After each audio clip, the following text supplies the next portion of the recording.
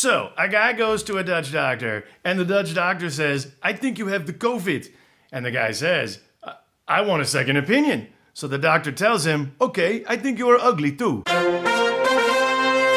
United States of Europe making fun of the EU the American way. Now, being an American who lives in the Netherlands, I hear a lot of stereotypes about the Dutch. And based on the news this past week, yeah, they're pretty true. Now that the US has passed a $2.2 trillion stimulus package, what is the EU doing and why are so many of them mad at the Dutch? Basically, it's a perfect storm of two typical Dutch stereotypes: Dutch cheapness and Dutch directness. Dutch cheapness as in, do you know how they make copper wire? They throw a copper penny into a room with two Dutch guys and let them fight over it. Now that joke was told to me by my uncle, who is Jewish. Right now, there's a debate over whether the EU should issue so-called Corona bonds, a proposed joint debt instrument which all member countries would guarantee. 9 countries back the idea, while Germany and the Netherlands have rejected it. Now that, on the face of it, is kind of awkward. In fact, a group of Italian politicians took out an ad accusing the Dutch and the Germans of being, oh, shall we say, frugal. But remember, Netherlands, there were 2 countries that rejected the Corona bonds, and the Italians took out their ad in a German paper. Germany, which is a lot bigger target than the Netherlands. Netherlands, all you need to do is keep your mouth shut and keep your opinion to yourself, which unfortunately is something that many Dutch politicians have a very hard time doing.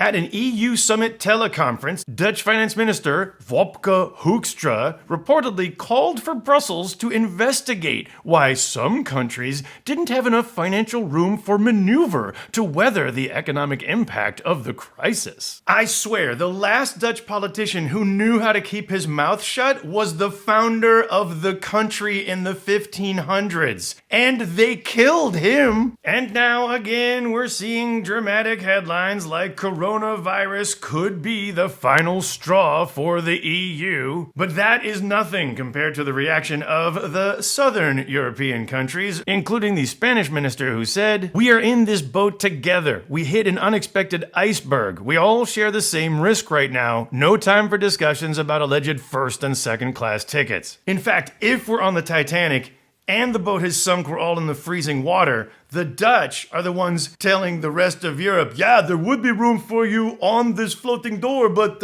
yeah, we are not so fat. And politicians are not the only Dutch people trying to prove a point to the rest of Europe. As Paul Boutink writes, try to explain to a Dutch train driver who retired at age 66, hasn't seen his pension go up in years, and will see his pension go down in real terms because of Corona, that he has to bail out a French train driver who retires at 52 because of solidarity. Well, Paul, that's essentially the same logic as the people who say, I don't want my hard-earned tax money going to some sick person when I myself am not sick. Which sounds a lot like, I don't need to self-isolate, I'm young and healthy. Wait a minute, Paul.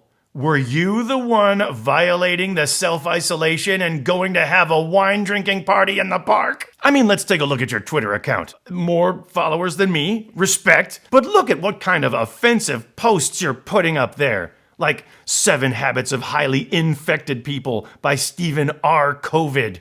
Okay, that's pretty funny. As for Italy, can they be saved? We consider them part of Southern Europe, but don't forget Italy's border with Eastern Europe, which the West liberated from communism so they could return to their naturally occurring state of fascism. But hey, don't forget, even though any kind of Euro bond is a perennial Loch Ness monster talked about but never seen, the European Union as a whole is doing a lot more than some other countries, like guaranteeing the wages of people without a job, providing something like universal healthcare, things that America is not doing. And since the problematic Dutch comments during the teleconference, Minister Hoekstra has tried to walk back his rhetoric and take a softer tone. Basically, Minister Hoekstra has taken a lesson from U.S. Ambassador Pete Hoekstra and realized that in Europe, some topics should be a no-go zone.